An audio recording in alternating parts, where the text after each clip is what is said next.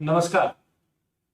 उदयपुर में कल एक निर्दोष नागरिक कन्हैयालाल तेली की बर्बरता से हत्या कर दी गई। दोष सिर्फ इतना था कि कुछ दिन पहले एक फेसबुक पर या सोशल मीडिया के किसी प्लेटफॉर्म पर एक पोस्ट डाल दी गई थी। पुलिस ने गिरफ्तार किया, आनन फानन में बुलाया गया और बाद में रिहा कर दिया गया। जैसे रिहाई हुई, तुरंत ही धमकियां मिलने लगी। कन्हैयालाल ने जाकर के पुलिस को फिर से बताया कि कुछ अतिवादी मानसिकता के लोग मुझे मारने, जान से मारने की धमकियां दे रहे। टेलीफोन नंबर भी पुलिस के साथ में साझा किए गए, लेकिन पुलिस ने न जाने किस दबाव में कोई कार्रवाई नहीं की। ये वही उदयपुर है जहां अभी कुछ दिन पहले कांग्रेस पार्टी ने चिंतन शिविर आयोजित किया था। चिंतन करना तो पार्टी की गिरती हुई दशा और भटकती हुई दिशाओं पर था, लेकिन कांग्रेस पार्टी अपने चिर परिचित एजेंडे भारतीय जनता पार्टी राष्ट्रीय स्वयंसेवक संघ को कोसने में ही लगी रही, क्योंकि उसे चिंतन नहीं करना था, एक वर्ग विशेष को खुश करना था। इसी तुष्टीकरण की राजनीति को राजस्थान के मुखिया गहलोत साहब आगे बढ़ा रहे हैं, जिसके घातक परिणाम प्रदेश और देश की जनता देख रही है। उदयपुर में टेलर कन्हैयालाल तेली की हत्या भी इसी तुष्टीकरण की राजनीति का एक घातक प्रतिफल है। आखिर क्या कारण है कि कन्हैयालाल तेली की शिकायत पर पुलिस ने कार्रवाई नहीं की? उन्होंने पुलिस को आरोपियों के मोबाइल नंबर तक मुहैया कराए थे। धमकियों के चलते अपनी दुकान को 7 दिन तक बंद भी रखा था, लेकिन पुलिस किसी अदृश्य दबाव में सोई रही। पुलिस और राज्य सरकार की नाकामी का यह नतीजा है कि जैसे ही कन्हैयालाल ने अपनी दुकान खोली, ठीक उसी दिन कपड़े सिलाने के नाम पर आकर के उसका गला रेत दिया गया, सिर काट करके धड़ से अलग कर दिया गया।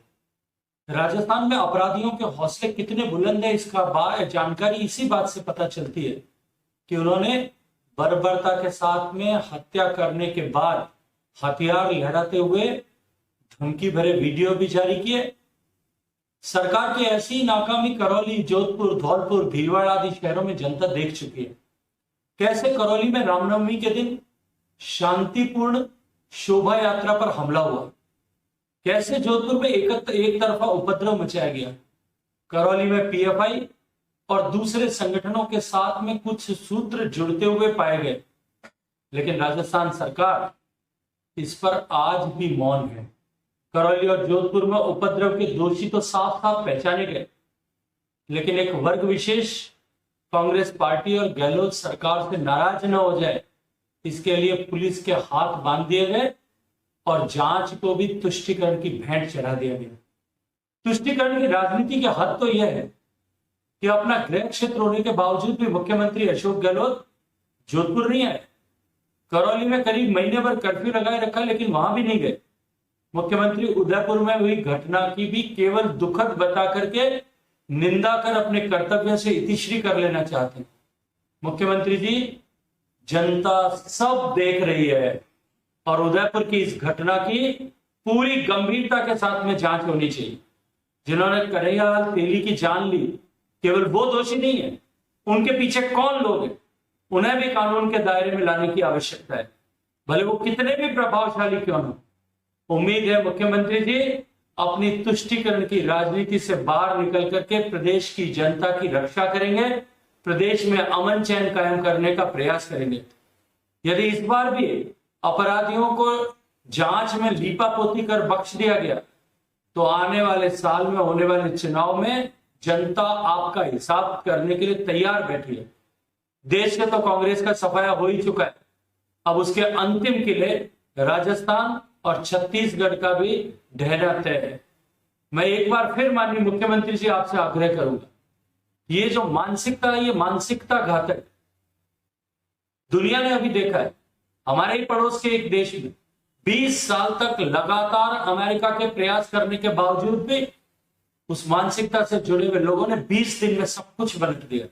और यह मानसिकता का बीज अगर राजस्थान की धरती पर भी इसी तरह से पनपा और इसी जगह कुचला गया, इसी तरह ना कुचला गया, तो माननीय मुख्यमंत्री जी, राजस्थान की तबाही की ताल जो है वो तस्वीर आप लिख रहे हैं, राजस्थान की तकदीर और तस्वीर को बदलने की आप कोशिश कर रहे हैं और राजस्थान की जनता इसे स्वीकार नहीं करेगी। निर्णय करिए, ठोस कार्रवाई करिए, इतनी ही आपसे निवेदन।